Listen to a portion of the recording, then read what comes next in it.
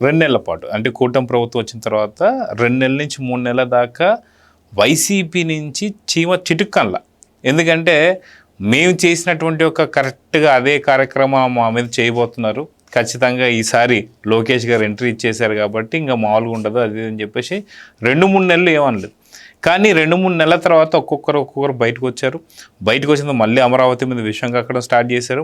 వాళ్ళు పాడుపెట్టి కంప్లీట్గా వెనక్కి దోసేసిన తర్వాత కూటమి ప్రభుత్వం ఏం అనడం లేదు కాబట్టి రివర్స్ గేర్లో ఇప్పుడు వచ్చేసి అమరావతిపై మాట్లాడడం మనం చూస్తూ వస్తున్నాం. కానీ అక్కడ అమరావతి రైతులు కావచ్చు, ఆంధ్రప్రదేశ్ ప్రజలు కావచ్చు, వీళ్ళందరూ కూడా అనుకుంటుంది ఏంటంటే కూటమి ప్రభుత్వం కఠినమైన చర్యలు తీసుకోవట్లేదు కాబట్టి వీళ్ళు రెచ్చిపోతున్నారని చెప్పేసి. నిజంగా ఇప్పటికీ కూడా చూసుకుంటే నిన్నగాక మొన్న పేర్ని నాని వచ్చేసి ఇంకొక 4-5 రోజుల్లో అంటే ఇంకొక 4 రోజుల్లో వర్షాలు పడితే 4 చినుకులు పడగానే అది ఆగిపోద్ది, మేము ఆపాల్సిన అవసరం అంటే రేణుకా చౌదరి గారు పార్లమెంట్లో అన్నట్టుగా అమరావతిని ఆపే వాళ్ళు ఎవరూ లేరు అంటే మేము ఆపాల్సిన అవసరం లేదు, ఖచ్చితంగా 4 చినుకులు పడితే అయిపోద్దని చెప్పేసి మాట్లాడిన పేర్ని నాని కావచ్చు. ఇలాంటి రోజుకొకరు మాట్లాడుతున్నారు అమరావతి పైన. ఎందుకు ఈ టాస్క్ ఎందుకు ఇస్తున్నాడు జగన్మోహన్ రెడ్డి అంటే ఏం చెప్తారు? ఇప్పుడు ఒకటి చట్ట ప్రకారం పనిచేద్దాం అనుకోవటం కూడా ఈ ప్రస్తుత జగన్మోహన్ రెడ్డి టైంలో తప్పు అవుతున్నది. చట్టం తన పని తాను చేసుకుపోతుంది అనుకోవటం కూడా తప్పు. ఈ జగన్మోహన్ రెడ్డి జమానాల్లో అది కూడా తప్పు అవుతుంది. చట్టం తన పని తాను చేసుకుపోవటాన్ని ఎలా చేయకూడదు, వేసి లోపల రఘురామకృష్ణరాజుని వేసినట్టే వేయాలి. అంటే ప్రజలు అదే కోరుకుంటున్నారు. మొత్తం అట్లా పరిస్థితి అట్లా ఉన్నది. కానీ ఏంటి అంటే చంద్రబాబు నాయుడు ఏంటి అంటే ఆయన is not a politician, is a statesmen. రాజకీయ నేత కాదు, రాజనీతిజ్ఞుడు. అందుకని ఆయన ఏంటి అంటే ఈ వ్యక్తులతోటి ప్లస్ ఇంకొకటి ఏంటంటే ఆయన పాలిటీషియన్, ఆయన పాలిటిక్స్ పక్కన పెడితే he is not a fractionist, he is not a sadist, he is not a fractionist కదా. ఇప్పుడు ముఠా తగాదాల నుంచి వచ్చి మా తండ్రిని చంపారు కాబట్టి నేను నిన్ను చంపుతా అనేవాడికి అసలు అటువంటి వాతావరణం లేకుండా పెరిగిన వాడికి తేడా ఉండదా? నేను వేసేస్తా, నిన్ను చంపుతా, నేను బతికున్నదే నిన్ను చంపటానికి అనేవాడికి లేదా మీరు అందరూ పిల్లల్ని చక్కగా చదివించుకోండి, మేము ఎన్టీఆర్ స్కూల్స్ పెట్టాము, ఆడిట్లో ఎన్టీఆర్ స్కూల్ హై స్కూల్లో అండి ఒక స్టూడెంట్కి లలితాశ్రీను ఏదో ఉంది ఆమెకి, అమ్మాయికి 600కి 597 మార్కులు వచ్చినాయట. అది చంద్రబాబు నాయుడు గర్వంగా చెప్పుకుంటున్నాడు. ఎన్టీఆర్ స్కూల్లో చదివిన పిల్లకి ఇన్ని మార్కులు వచ్చినాయండి, చాలా సంతోషం, అసలు ఎన్టీఆర్ ట్రస్ట్ చాలా బాగా చేస్తున్నది, ఇంక ఈ ఒక్క అమ్మాయినే కాదు మీరు అందరూ ఇంకా తయారు చేయండి, ఇటువంటి వాళ్ళని తయారు చేయండి, అంత మొత్తం ఎన్టీఆర్ ట్రస్ట్ నిర్వహించే కాలేజీల్లో స్కూళ్ళల్లో అద్భుతమైన ఫలితాలు రావాలని ఆయన చెబుతుంటాడు. ఇక్కడ మనం అంటే మీరు నేను కాదు, ఈ బ్యాచ్ ఏంటి నరికేద్దాం, చంపేద్దాం, నీకు అది చేద్దాం, ఇది చేద్దాం, నీకు రాజధాని ఎట్ట కడతామో చూస్తావు, ఏం చూస్తావు నువ్వు చూడు, ఏం చూస్తావు.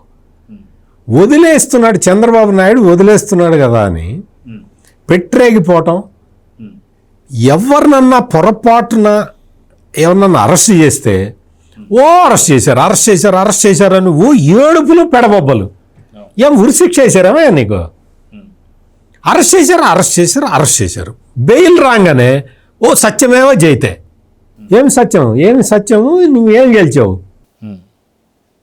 ఆడెవడో ఒకడు చంద్రబాబు చేతిలో కత్తి పెట్టి పోస్టర్ పబ్లిసిటీ చేస్తే అతనికిట బెయిల్ వచ్చిందిట, అసలు న్యాయం గెలిచింది, ధర్మం గెలిచింది అని పెద్ద ప్రెస్ కాన్ఫరెన్స్లు పెడుతున్నారు. న్యాయం చంద్రబాబు చేతిలో కత్తి పెట్టి అతను చెప్తాడు, పూడి శ్రీహరి అనే అతను, అసలు మా ఇంట వంట లేదండి, మేము చాలా గౌరవప్రదమైన కుటుంబం, నేను చాలా సంవత్సరాల నుంచి నేను జర్నలిస్ట్గా ఉన్నాను, నాకు అసలు ఇటువంటి కేసులే లేవండి. శ్రీహరి నీ మీద గతంలో కేసులు ఉన్నాయి అని ఎవరు అనరు, నువ్వు జగన్మోహన్ రెడ్డితో చేరి ఇటువంటి తప్పుడు ప్రచారం చేస్తున్నందుకు నీ మీద కేసు పెట్టారు. నువ్వు జగన్మోహన్ రెడ్డి దృష్టిలో పట్టడానికి పోస్ట్ క్రియేట్ చేసి ఫార్వర్డ్ చేశాడు. నువ్వు కోర్టు బెయిల్ రాగానే నువ్వు వచ్చి కూర్చొని అసలు నీకేం తెలియనట్టు ఒక అమాయకంగా నువ్వు మాట్లాడినంత మాత్రం అయిపోతుందా, సరిపోతుందా? అంటే ఇటువంటి తప్పుడు ప్రచారాలు చేసుకుంటూ, అపూత కల్పనలు ప్రచారం చేసుకుంటూ, అభివృద్ధికి అడ్డుపడుతూ, అమరావతికి అడ్డుపడుతూ, అమరావతి మొత్తం అసలు ఎక్కడెక్కడ ఫండ్స్ తీసుకొచ్చి మొత్తం రాయలసీమలో ఖర్చు పెట్టాల్సిన ఫండ్స్ తీసుకొచ్చి ఇక్కడ ఖర్చు పెడుతున్నాడు అంటాడు. ఇందా నుంచి మీరు పేరు చెబుతున్న అతను. నీకు రాయలసీమలో చూసిరాపో ఎట ఖర్చు పెడుతున్నారు చూసిరాపో.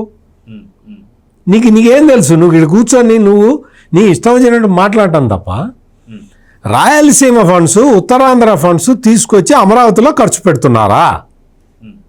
రాష్ట్ర బడ్జెట్లో అమరావతికి ఎంత కేటాయించారు? 6,000 కోట్లు కేటాయించారు. మీకు అమరావతికి ఇప్పుడు ఖర్చు పెడుతున్నది ఎంత? నీకు దాదాపు 15,000 కోట్ల రూపాయలు. ఆ 15,000 కోట్లు ఎక్కడి నుంచి వచ్చినాయి? కేంద్ర మంత్రి నిర్మలా సీతారామన్ కేంద్ర బడ్జెట్లో చాలా స్పష్టంగా చెప్పారు, మేము కొన్ని ఆర్థిక సంస్థల నుంచి ఎక్స్టర్నల్ బారోయింగ్స్ ద్వారా ఆ నిధులు సమీకరించి ఆంధ్రప్రదేశ్కి ఇస్తాము. ఆంధ్రప్రదేశ్ రాజధాని కట్టుకోవటానికి సహాయం చేయటం మా బాధ్యత. ఆ రుణం ఆంధ్రప్రదేశ్ ప్రభుత్వం తీర్చక్కర్లేదు అని క్లియర్గా ఈ మేధావులందరికీ ఇంగ్లీష్లో చెబితే అర్థం కాదేమోనని పాపం నిర్మలా సీతారామన్ తెలుగు నేర్చుకొని మరీ తెలుగులో చెప్పింది. మనకు అయినా అర్థం కాదు. ఈ డబ్బులు ఎక్కడివి అంటాడు. ఈ డబ్బులు రాయలసీమలో ఖర్చు పెట్టాలి కదా అంటాడు. నీకు అసలు నీకేమన్నా బుర్ర ఉందా, ఏమన్నా ఉందా, ఏం మాట్లాడుతున్నావో అర్థమవుతున్నదా? Please subscribe to Leo news for more videos.